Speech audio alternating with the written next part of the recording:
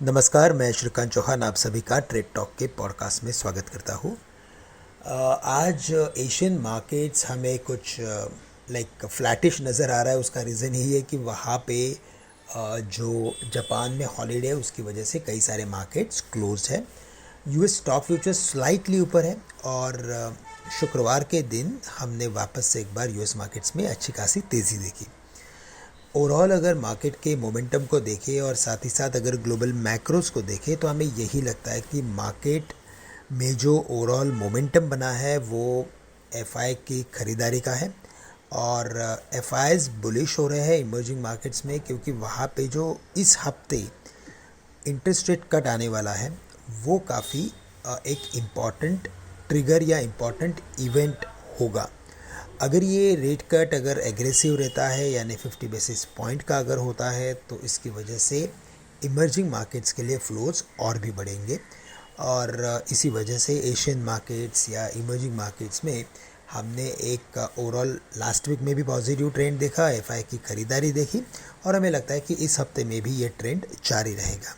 लेकिन बुधवार के दिन ये फेड की मीटिंग है और फेड के मीटिंग में क्या आउटकम निकल के आता है उसी के ऊपर आगे के ट्रेंड की हम एक ओवरऑल जो बोलते हैं कि स्ट्रैटेजी बना सकते हैं।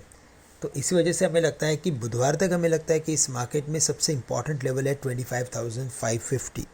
अगर हम 25,550 के ऊपर अगर क्लोज हो जाते हैं तो हमें लगता है कि हम फिर 26,000 से लेकर 26,150 या 200 तक भी आने वाले दिनों में निफ्टी को आते हुए देख सकते हैं। लोअर लेवल्स पे जो इम्पॉर्टेंट सपोर्ट्स रहेंगे वो 25,000 25,250 से लेकर 25,000 तक का एक इम्पॉर्टेंट सपोर्ट जोन बना है। मल्टीपल सपोर्ट्स इन्हीं रेंज के अंदर लाइंड अप है। तो जब तक 25,000 नहीं तोड़ता मार्केट तब तक हमें लगता है कि मार्केट में बाय ऑन डिप्स की स्ट्रैटेजी बना के रखे 24,750 का फाइनल स्टॉप लॉस हमें रखना पड़ेगा। और हायर लेवल्स पे जैसे मैंने कहा कि ओवरऑल ट्रेंड को देखते हुए मार्केट में बहुत ही हाई पॉसिबिलिटीज़ है कि हम 26,000 के ऊपर के लेवल्स आने वाले दिनों में देख सकते हैं।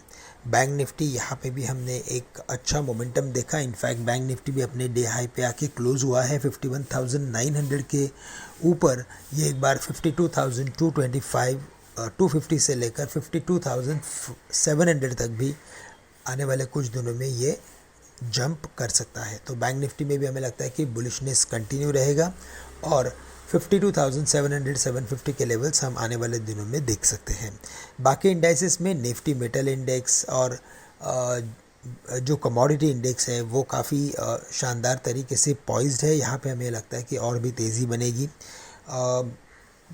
इसका जो ओवरऑल रेट कट का जब भी मार्केट में इम्पैक्ट आता है और डॉलर जहाँ पे वीक होता है तब हमने देखा है कि कमोडिटी में तेज़ी बनती है। तो हमें यही ट्रेंड आने वाले दिनों में देखने मिल सकता है। क्रूड में भी तेज़ी लौटी है। वैसे देखा जाए तो बाउंस बैक है, लेकिन $70-69 से अभी ब्रेंट क्रूड वापस से एक बार $72-73 तक आ चुका है। तो यही हमें लगता है कि ये ट्रेंड कंटिन्यू रह सकता है और बाय ऑन डिप्स की स्ट्रैटेजी रखें। साथ ही साथ हायर लेवल्स पे इंपॉर्टेंट रेजिस्टेंस लेवल पे आप अपने पोजीशंस को थोड़ा कम करने की भी कोशिश करें, क्योंकि ये मार्केट एक एक्सट्रीम लेवल्स के करीब जा रहा है और वहाँ पे अपने लॉन्ग एक्सपोजर को कम करना उतना ही ज़रूरी है।